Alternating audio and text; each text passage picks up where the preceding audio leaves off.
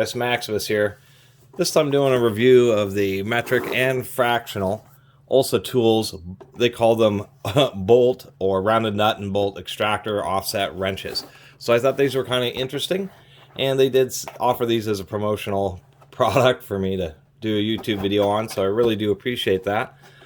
However, I'm not going to be quite as kind as what people as I think they were hoping to be. They are, I'll start off with the good. They do come in a tray. They are pretty nice.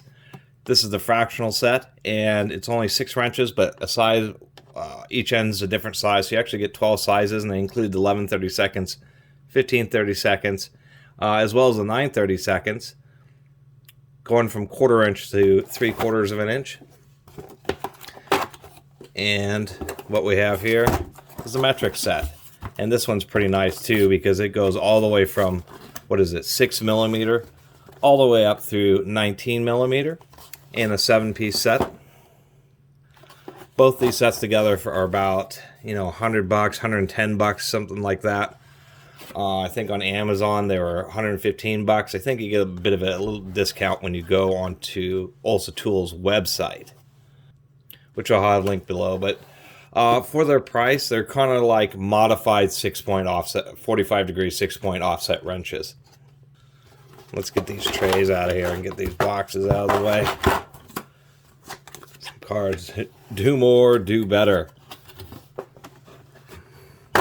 Generally speaking, I like Olsa Tools quality. These are Taiwanese. If we do some comparisons here, here's my Amazon gear drive, but these are 75-degree offset. So if we compare this 8mm to, say, the Olsa Tools, you can see the difference. I like the 75-degree offset because they're steeper. They can really get into some tighter spaces. But the 45-degree is just a little bit easier to use, and for a given size, both of these ends are 8mm. They're just a little bit shorter, so it's just adding to the variety of wrenches. I had a relatively simple set of offset wrenches earlier. And other things about the Olsa compared to the gear drive, the Olsa does have a bit, even though it's a slightly shorter wrench, it does have a bit of a wider beam. They seem to be about as thick, so they certainly are made well. And part of the deal with these is they have really, really tight tolerances. This is a Bondhus hex key, and we can see that there's, well, now you can barely any play on this hex key.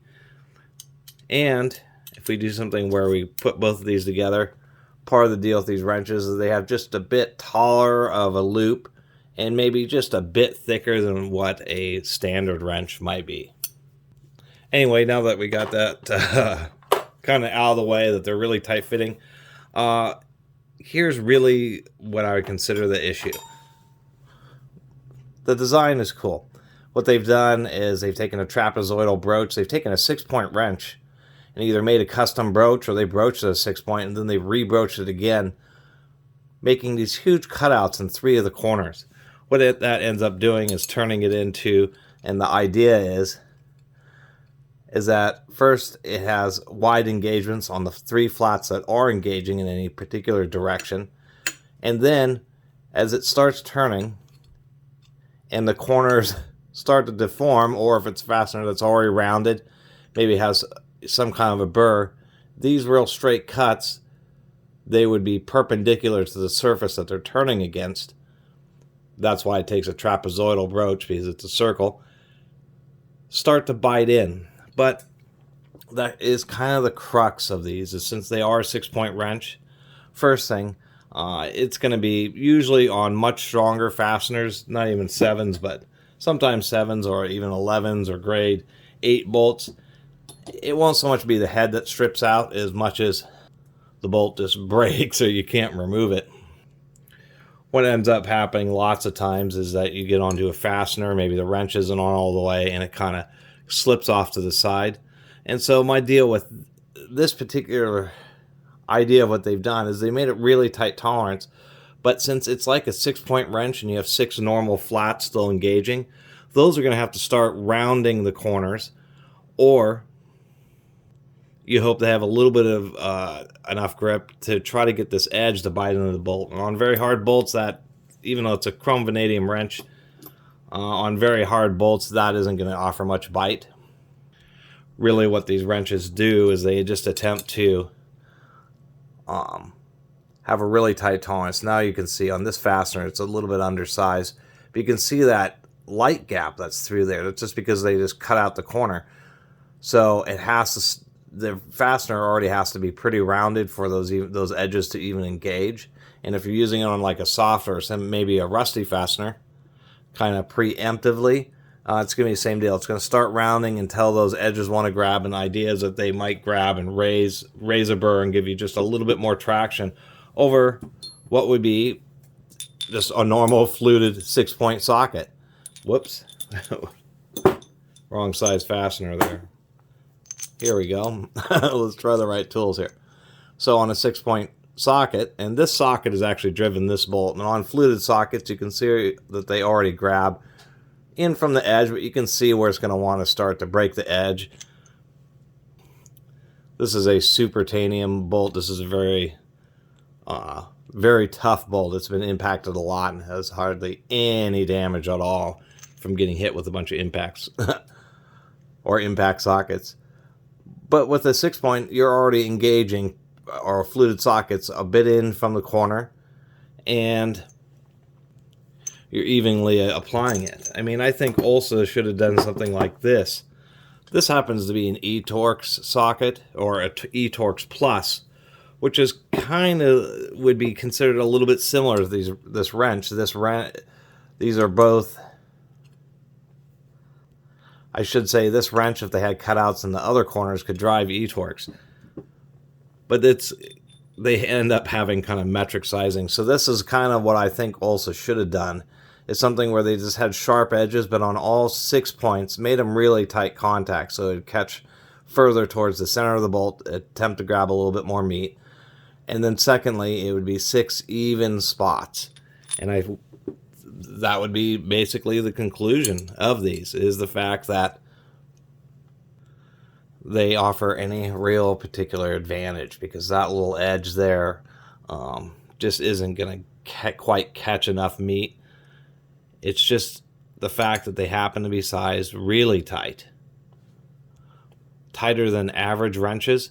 And maybe there's a big burr, maybe you had the socket fall off the side and you got some big chunk of metal. I've certainly run into that, or done that to myself, where you have something going on with the fastener where you can't get quite into it, get the wrench even fully seated onto it. And so that might be an advantage of these, is that you have that big gap. So if you have a big burr on one of the corners, you can still get the wrench on fully, and you may be more successful in removing it. Otherwise, they're 6-point wrenches with some funky take on fluting. So anyway, they certainly seem to be well made, nice tolerances, but the actual idea that this kind of funky take on fluting on a 6-point wrench is going to actually offer any better anti-slip capabilities than just a tightly tolerance fluted regular 6-point box wrench would. And in some cases, I think it might just be a little bit worse, because once again, you've cut out a bunch of area here so that you're not grabbing a hold of all 6 points until the fastener's already pretty rounded. Anyway, for my PSA de resistance, I have a much weaker fastener, 4mm here, so I'm going to see if my theory is correct. If at least I can get enough markings on the head of this bolt. I do want to fail this bolt using the wrench so that I can see if I can see the evidence of the sharp corners really wanting to bite in. Get this just on a bit of a different position here. Should be I got this on a nut, so either the bolt will fail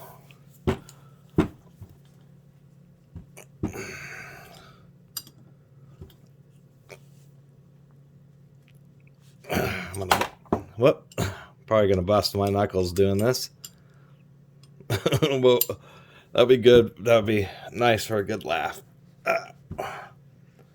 Well, either I'm blowing out the nut, or I'm about to fail the fastener. Come on, stay in there.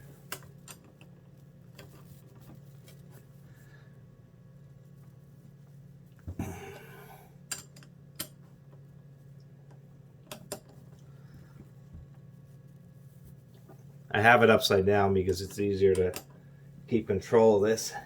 Well, the nut's definitely blown out now. Now it's getting a lot easier.